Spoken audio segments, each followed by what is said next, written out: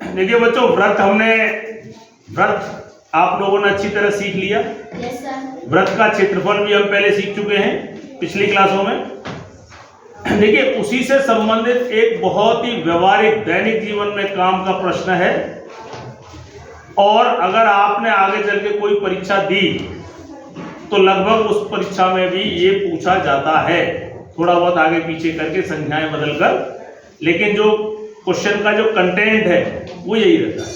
देखिए, प्रश्न ये है, मान लीजिए अपने विद्यालय में मैं इस तरीके का पार्क बनवाना चाह रहा हूँ। क्या पार्क यानी बगीचा, लेकिन पार्क का शेप कैसा है? वृत्ताकार। और मैंने एक मजदूर को बुलाया और उससे कहा, भैया 10 मीटर, कितना 10 मीटर त्रिज्या का एक पार्क मुझे बना के दो, इसमें घास वास लगा के सब कंप्लीट दो, बताओ कितने रुपए लोगे? तो उसने कहा, बाबूजी मुझे तुम 500 रुपए दे देना। कितने दे देना? 500। उसने 500 रुपए मांगे। तो मैंने कहा ठीक है, 500 रुपए मैं दे दूंगा, 10 मीटर का पार्क मुझे तैयार कर देना। हमारी बात तय हो गई। फिर हमारा मन ऐसा हुआ कि नहीं, पार्क हम बड़ा बनाते हैं और 3 गुना त्रिज्या का रखते हैं। 10 था ना, तो 3 गुना यानी कि 30 मीटर का पार्क हमें बनवाना। हमने वो मिस्त्री से कहा, भैया थोड़ा हमारा विचार बदल गया, 10 मीटर की बजाय हमें तो 30 मीटर पार्क बना के दो। बोले ठीक है बाबूजी, कोई बात नहीं। 10 मीटर का वो 500 रुपए ले रहा था। तो बताओ उस मजदूर को मुझसे कितने रुपए मांगने चाहिए? इसी रेट के हिसाब से, जो इसका रेट है उसी हिसाब से कितने मांगने चाहिए, जिससे उसे घाटा न जाए? जोर से बोलो।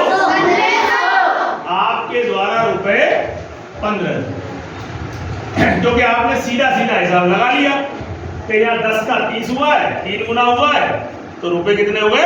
1500। लेकिन ऐसा नहीं होता है बच्चों। अब देखिए गणित के हिसाब से कितना हो, तुमने तो कह दिया, तुक्के मार लिए। अब देखिए वृत्त का क्षेत्रफल क्या होता है? सूत्र क्या है? पाई आर स्क्वायर। पाई को अभी हम ऐसे ही रखते हैं, और आर यहाँ कितना है? 10 का स्क्वायर। 10 का स्क्वायर यानी कि पाई 10 गुणा 10। 10 गुणा 10 कितना होता है? 10 बाई 100, यानी कि 100 पाई वर्ग मीटर, यानी 100 पाई वर्ग मीटर का क्षेत्रफल एरिया इसमें इसके अंदर है।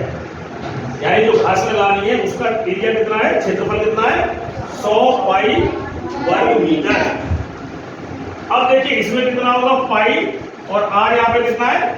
30, यानी कि 30 का स्क्वायर।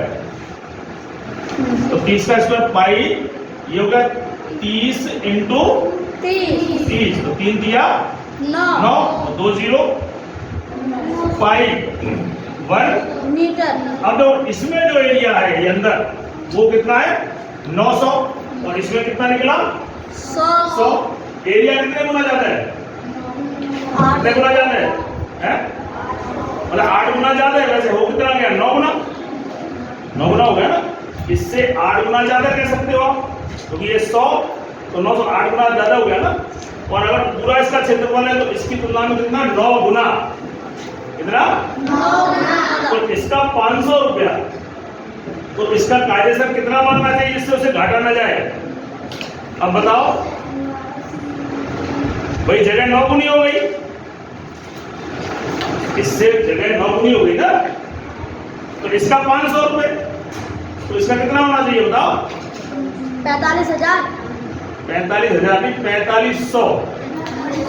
कितना? कोई बात नहीं, वो थोड़ा जल्दी में बोल गया। 45,000 नहीं, कितना? सीधी सी बात है, 500 था, 500 इसको कितने से गुणा करोगे? 9 से। 9 पंजे 4500।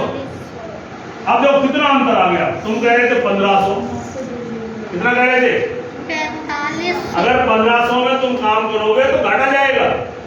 अगर तुम मैथ्स नहीं पढ़ते तो तुम कितना मांगते? 1500।